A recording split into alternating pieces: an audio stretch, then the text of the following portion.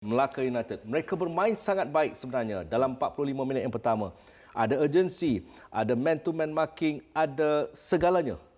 Menyaksikan mereka memperolehi gol. Apa sebenarnya turning point pada separuh masa yang pertama, Syarul?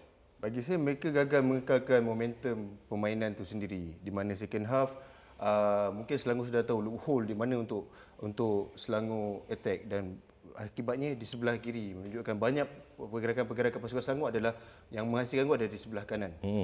Zam? Separuh masa pertama, kedua-dua pasukan bermain baik, kita puji. Tetapi jika keseluruhannya kita nampak plan taktikal untuk pasukan Selangor untuk memasukkan pemain-pemain yang memberi kesan untuk pasukan Melaka itu lebih baik. Okey, jika dilihat dua jaringan yang terhasil menerusi Ifidayah oleh Segun menyaksikan ball watching. Itu ketara kerana ketika bola itu transfer itu berlaku, melihat kepada penyusunan di bahagian backline, melihat statik dengan kedudukan yang sama, Zam. Saya suka untuk katakan yang pemain back kiri, saya rasa Hasbullah di situ agak lambat untuk menutup ketika bola tu travelling ke arah saya rasa Muhairi ke arah Brandon Gunn. Saya tak sure sama ada Brandon Gunn offside atau tidak, tetapi dia gagal untuk menutup crossing tersebut. Dan of course, saya rasa Apek boleh buat lebih baik daripada situasi ini, ya. Dan kita boleh nampak bagaimana ada 3 pemain pasukan Selangor berada dalam box dan ada beberapa posisi pemain Melaka yang agak tidak clear di situ.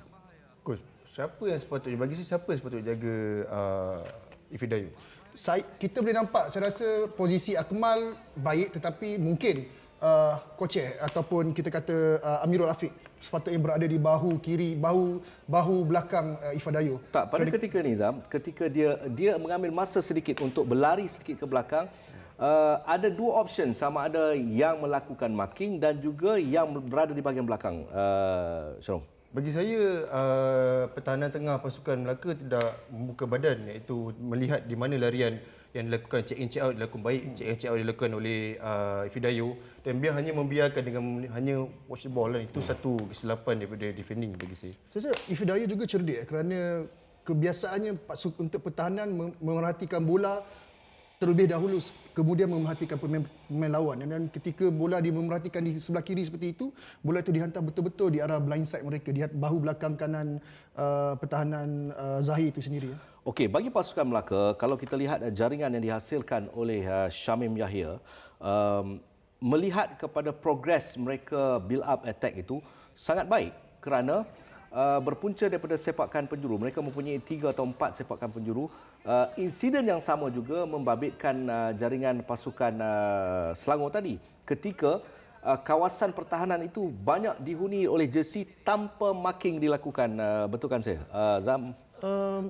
Saya kena perhatikan sikit lagi video ini, kerana saya rasa mereka mengamalkan man-to-man marking, bukan mix zonal ataupun zonal marking. Tetapi di situ bagaimana Syamim tanpa melompat, menunggu bola jatuh ke kepalanya, melakukan tandukan yang free seperti tidak ada siapa-siapa pun memberi tekanan kepada Syamim. Itu saya rasa ada kesilapan organisasi dalam bertahan untuk pasukan Selangor.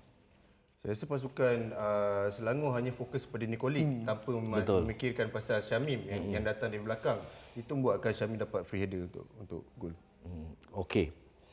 Penyusunan, saya katakan penyusunan, siapa yang perlu dikeluarkan, siapa yang perlu dimasukkan, kebanyakan jurulatih mempunyai start list yang okey, ini akan dimasukkan. Kerana saya masih ingat ketika saya mula-mula berbual dengan Datuk Ang Kim Swee, saya rahsiakan nama pemain ini.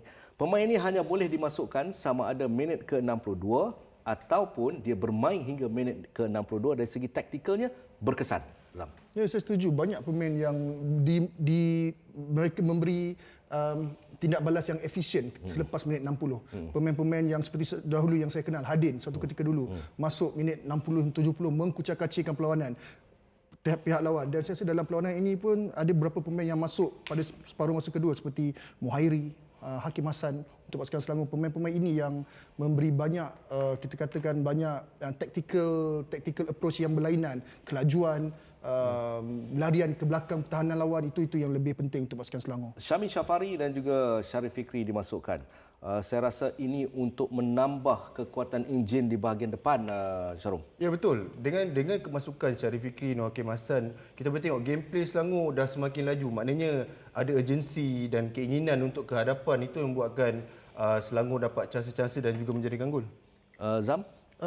Saya suka pasukan Selangor memilih untuk bertindak, memilih menukar cara mereka di bahagian kiri dan kanan. Kita boleh lihat bagaimana Muhairi mengisi tempat kanan, Syami Safari mengisi tempat kanan itu melakukan malah menjadikan gol lagi. Ini bermaksud menukarkan Buff tidak takut untuk mengeluarkan pemain profil tinggi mereka. Buff dan memasukkan Syarif Fikri untuk memberi tekanan yang lebih, memberi tenaga yang banyak untuk pasukan ketika menyerang. Saya rasa taktikal daripada coach Selangor baik. Kadang-kadang kita perlu mempunyai seorang pemain yang dibawa masuk pada separuh masa kedua, tidak kira khususnya di penghujung saingan. Fungsinya adalah menang bola sebanyak mungkin untuk membantu bahagian kita letakkan macam Selangor Ifidayo di bahagian depan. Dia terpulang kepada kebijaksanaan coach itu sendiri, di mana pengetahuan atau kemampuan pemain tu, di mana beliau mengerti kemampuan pemain itu dan memasukkan sebagai contoh Kedah, di mana Adi Syarif memasukkan Hadi Fayat yang dia tahu Fayat boleh run with the ball dan memecah belahkan pasukan pertahanan. Dan pada malam ini Kasim Nazar tahu yang di mana dengan kemasukan Hakim Hassan dan juga Mukairi Ajmal boleh mengucak-kacikkan di sebelah kiri dan kanan. Okey, baik. Satu penjelasan yang kompak tentang bagaimana perjalanan kedua-dua pasukan di Stadium Han Jebat.